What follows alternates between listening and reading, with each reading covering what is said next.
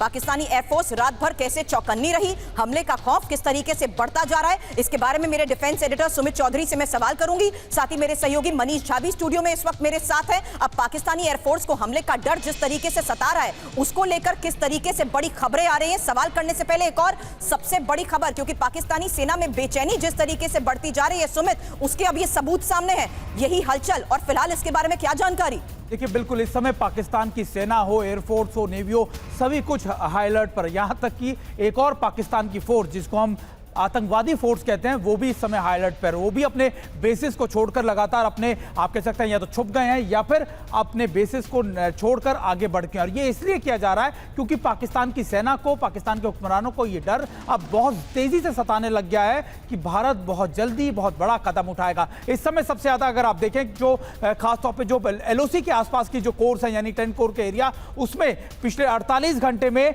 जो जितने भी पेट्रोलिंग होती थी LOC पर, वो रोक दी गई। इसके अलावा आर्टिलरी और दूसरी मूवमेंट बहुत तेजी से मोबिलाइजेशन की गई। यहां तक कि एयरफोर्स के बड़े आला अधिकारी लगातार फॉरवर्ड बेसिस पर जा रहे हैं, वो लगातार अपने बेसिस का मुआयना कर रहे हैं। और नेवी को अलर्ट कर दिया गया। नेवी ने कल ही नोटम जारी कर ये कहा कि वो ग्वादर के आसपास के पोर्ट के आसपास के इलाकों में 400 किलोमीटर के एरियाज को लगातार लाइव फायर एक्सरसाइज करेगी। और ये फायर एक्सरसाइज इसलिए की जा रही है ताकि वहां पर कोई भी ऐसा शिप या ऐसी कोई संदिग्ध चीजें ना आए और वो आसानी से वहां पर अपने इलाके में किसी भी संदिग्ध चीज को काउंटर कर सके। तो निश्चित तौर पर बहुत बड़ा पैनिक है, और बहुत ज्यादा पैनिक हुक्मरानों से लेकर आर्मी में है कि शायद भारत के अब जो रिटेलिएशन होगा वो बहुत बड़ा होने वाला। अब सवाल मनीष यही है, पीएम के संदेश को आगे भी मैं डिकोड करूंगी, लेकिन सैन्य विकल्प के तौर पर भारत की तैयारी का भी संदेश जा चुका है। बिल्कुल, देखिए, प्रधानमंत्री ने जिस तरीके से आज एक बार फिर इस मामले में साफ किया है कि जो भी लोग इस आतंकी हमले में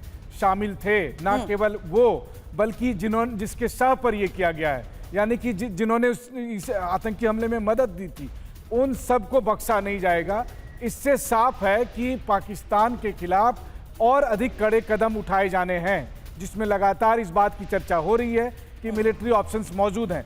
जाहिर है कि मिलिट्री ऑप्शंस जब आप लेते हैं तो उसमें एक एलिमेंट ऑफ सरप्राइज होगा, कब होगा, कैसे होगा, लेकिन हाँ, इतना तय है कि भारत एक्शन लेगा। और ये बात, इससे बेहतर और क्या हो सकता है कि जब दुश्मन खुद मानने लगे, जब दुश्मन की फौज खुद अलर्ट पर इसलिए है क्योंकि उन्हें पता है कि भारत की तरफ से एक्शन होगा। दुश्मन के एयर चीफ अगर खुद एयर बेसिस में घूम रहे हैं ये जानकर कि भारत की तरफ से एक्शन लेने वाला है, तो इससे बड़ा प्रमाण नहीं हो सकता, क्योंकि उन्हें भी पता है कि भारत इस बार नहीं छोड़ेगा। और इस आतंकी हमले के बाद पाकिस्तान को सबक सिखाने के लिए जिस तरह से भारत सरकार ने पहले कल डिप्लोमेटिक और प्यूनिटिव एक्शन लिए, और अब मिलिट्री ऑप्शंस को लेकर खुद पाकिस्तान की जो सरकार है वो बैठकर मीटिंग कर रही है। जब हम और आप बात कर रहे हैं, ठीक इसी वक्त पाकिस्तान के प्रधानमंत्री शहबाज शरीफ, आर्मी चीफ और तमाम लोग बैठकर बात कर रहे हैं कि भारत के इन एक्शन से कैसे बचा सकता है, कैसे उस कहर से बचा जा सकता है। तो उसी से आप समझ सकते हैं कि भारत के एक्शन को लेकर पाकिस्तान में किस तरह की हलचल है और उन्हें कितना भरोसा है कि भारत का एक्शन जरूर होगा। मनीष, आपने इस वक्त ये बड़ी खबर बताई है कि किस तरीके से अब पाक के पीएम भी इस वक्त बैठकों का दौर शुरू कर चुके हैं, क्योंकि प्रधानमंत्री के संदेश के बाद जिस तरीके से ये बैठक हो रही है, इसके बारे में कुछ और जानकारियां?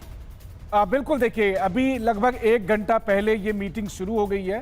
ठीक है। पाकिस्तान के प्रधानमंत्री NSA की मीटिंग, ओके, जी हाँ, नेशनल सिक्योरिटी काउंसिल की मीटिंग पाकिस्तान में इस्लामाबाद में शुरू हो गई है।